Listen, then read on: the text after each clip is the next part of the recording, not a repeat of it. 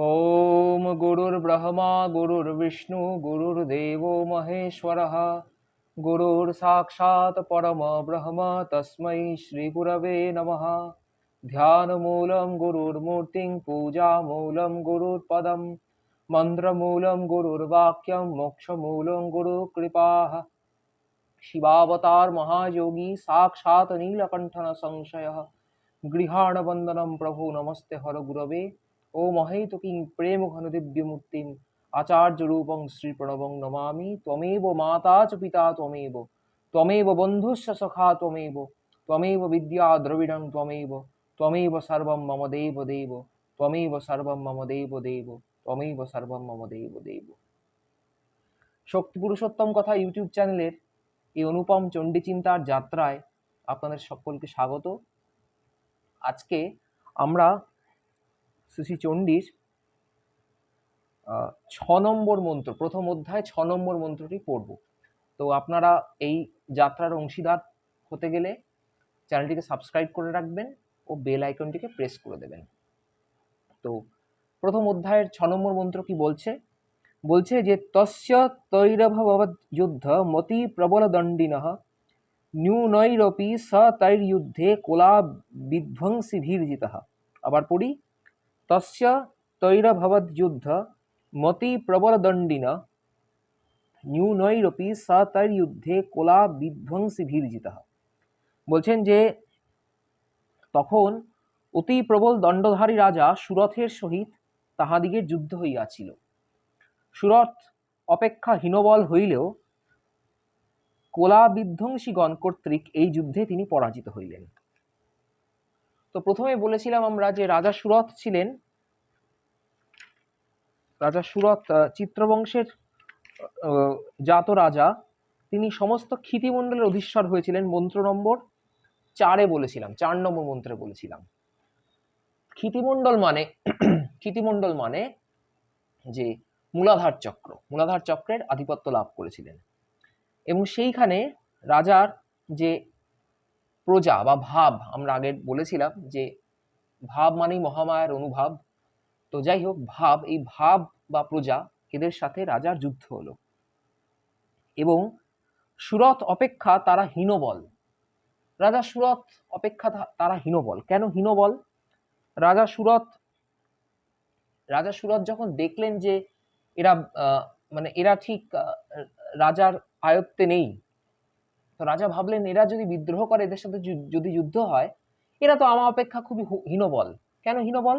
কারণ এরা তো আমারই ভাবরাশি, প্রজাবৃন্দ তো আমারই ভাবরাশি, আমার ইচ্ছায় সঞ্জাত, আমারই যত্নে পরিপুষ্ট, আমারই বলে বলিয়ান। যদি আমি এদের বিরুদ্ধে দাঁড়াই, আমি যদি এদের গুরুদণ্ডে দণ্ডিত করি, তাহলে এদের কি সাধ্য যে আমার সাথে যুদ্ধ করবে? তাই এদের সাথে যুদ্ধ করতে রাজা সুরথ পিছুপা হলেন না। তারা রাজা সুরথ অপেক্ষা হীনবল ছিলেন। রাজা সুরথ অ্যাটলিস্ট তাই মনে করছেন। কেন এবার এই যুদ্ধটা কি, আসলে কিরকম যুদ্ধ? ব্রহ্মর্ষি বলছেন এরকম যুদ্ধ হচ্ছে আসলে বিপুল সমর উদ্যম। কিরকম সমর উদ্যম? না, নানারূপ যোগ, হঠক্রিয়া, জ্যোতির ধারণা, নিরামিষ আহার, ব্রহ্মচর্য, সংসার ত্যাগ, সন্ন্যাস ইত্যাদি। কিন্তু জীব তখনও বুঝতে পারে না যে এই যে ভাব বা প্রজা, এরা মহামায়ার অনুভাব, মায়েরই ম্যানিফেস্টেশন। জগজ্জননী এইভাবে ম্যানিফেস্ট করছেন, মায়া বিস্তার করছেন। তো জগজ্জননীকে বাদ দিয়ে, মহামায়াকে বাদ দিয়ে তো নয়, রাজা সুরথ সেই ভুলটি করলেন। তাই জন্য যুদ্ধে লিপ্ত হলেন। ভাবলেন যে এরা খুব হীনবল, এরা আমারই প্রজা, আমারই ভাব। আসলে আমার ভাব মানে মহামায়ার অনুভাব। আমরা বলেছিলাম আগে, মহামায়ানুভাবে না যথা মন্বন্তরাধিবা, মন্বন্তরের অধিপতি হয়েছিলেন রাজা যিনি। তো মহামায়ার অনুভাব যে, তো তাহলে কি হবে? তো যখনই আমরা এই যে অহং কর্তৃত্ব, যে আমি এদের রাজা, এরা আমার প্রজা, এদের যুদ্ধে আমি নিশ্চয়ই পরাভূত করতে পারবো। কিন্তু তখন দেখি যে যতক্ষণ না মা স্বয়ং অসীহস্তে সমরাঙ্গন অবতীর্ণ হচ্ছেন, ততক্ষণ কিন্তু এদের সাথে পেরে ওঠা মুশকিল, পারা সম্ভব নয়। তাই জন্য কি করতে হবে? তাই জন্য আমার মাকে ধরে থাকতে হবে, গুরুকে ধরে থাকতে হবে। কারণ এমন মানে এ মায়া প্রপঞ্চময় ভবরঙ্গ মঞ্চ মাঝে রঙ্গের নট নটবর হরি, যেমন নাচ সাজাও তেমনি সাজে। হ্যাঁ, অভিনয় করতে হবে। এই অভিনয় করাটাতে যদি বিদ্রোহ চলে আসে, যদি ভাবি যে এই অভিনয়টা আমি করবো না, আমি এর বিরুদ্ধে যুদ্ধ করব, তাহলে এদের থেকে মুক্তি পাবো না। মহামায়া যেরকম ভাব নিয়ে আমার সামনে উপস্থিত হবেন, সেই ভাবটাকে আমাকে অ্যাকসেপ্ট করে নিতে হবে এবং করে বুঝতে হবে যে ইনি মহামায়ার স্বরূপ। অতএব তাকে ছেড়ে কিছু নয়, তাকে ছেড়ে কিছু নয়। তাই যুদ্ধ অবশ্যম্ভাবী।